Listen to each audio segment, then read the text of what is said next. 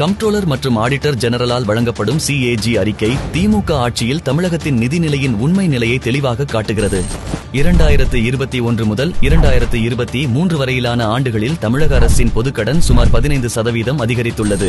2021 ஆண்டு முதல் 2022 ஆண்டு வரை திமுகவின் நிர்வாக கோளாறுகளால் தமிழகத்தில் மொத்தமுள்ள 68 பொதுத்துறை நிறுவனங்களில் 30 நிறுவனங்களில் மட்டும் சுமார் 22,192 கோடி ரூபாய் மதிப்பளவில் நஷ்டம் ஏற்பட்டுள்ளது.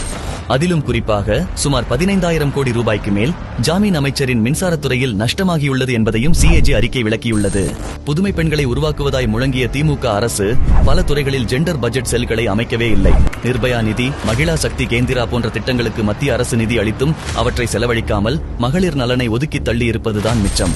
முத்தாய்ப்பாக கோவில் சொத்துகளில் நடக்கும் முறைகேடுகளை மறைப்பதற்காக இந்து அறநிலையத்துறை தணிக்கைக்கு ஆவணங்களை தர மறுத்துவிட்டது இந்த திராவிட மாடல் அரசு. 22% மருத்துவர்கள் பற்றாக்குறை, குடும்ப நல இயக்குநரகத்தில் 75% பணியிடங்கள் பற்றாக்குறை என திமுக ஆட்சியில் தமிழக மருத்துவ கட்டமைப்பு முழுவதுமே சீரழிந்து வருகிறது. வெற்று சமூக நீதி பெருமை பேசும் திமுக ஆட்சியில் ஆதிதிராவிடர் மற்றும் பழங்குடியினர் நலத்துறை, வீட்டு வசதி மற்றும் நகர்ப்புற வளர்ச்சித்துறை, நகராட்சி நிர்வாகம் மற்றும் குடிநீர் வழங்கல் மற்றும் ஊரக வளர்ச்சித்துறைக்கு ஒதுக்கப்பட்ட 1000 கோடி ரூபாய் பயன்படுத்தப்படவே இல்லை என்பதும் குறிப்பிடத்தக்கது. இவ்வாறு முதல்வர் திரு மு க ஸ்டாலின் அவர்களின் அரசு தனது நிர்வாக கோளாறுகளால் தமிழகத்தை திவாலாக்கிக் கொண்டிருக்கிறது.